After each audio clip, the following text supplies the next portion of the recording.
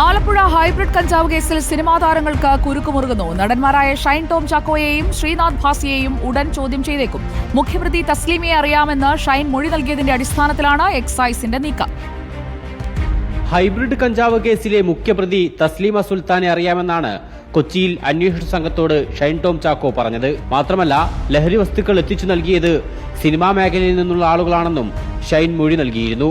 ഇതിന്റെ കൂടി അടിസ്ഥാനത്തിലാണ് ഹൈബ്രിഡ് കഞ്ചാവ് കേസിൽ സിനിമാ താരങ്ങളെ കൂടി ഉടൻ ചോദ്യം ചെയ്യാൻ എക്സൈസ് നീങ്ങുന്നത്. അടുത്ത ആഴ്ച തന്നെ താരങ്ങൾക്ക് നോട്ടീസ് നൽകി വിളിച്ചു വരുത്താനാണ് എക്സൈസിന്റെ തീരുമാനം.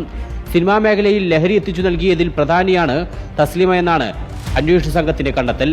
ഇക്കാര്യങ്ങളടക്കം താരങ്ങളിൽ നിന്ന് ചോദിച്ചറിയും. ഒപ്പം തസ്ലീമയടക്കം കേസിലെ 3 പ്രതികളെയും നാളെ കസ്റ്റഡിയിൽ ലഭിച്ചേക്കുമെന്നാണ് അന്വേഷണ സംഘം അറിയിക്കുന്നത്. അങ്ങനെയെങ്കിൽ സിനിമാ മേഖലയിലെ തസ്ലീമയുടെ ബന്ധമടക്കം ലഹരി ഇടപാടിന്റെ കൂടുതൽ കണ്ണികളെ പുറത്തു കൊണ്ടുവരാൻ കഴിയുമെന്നാണ് എക്സൈസ് സംഘത്തിന് പ്രതീക്ഷ.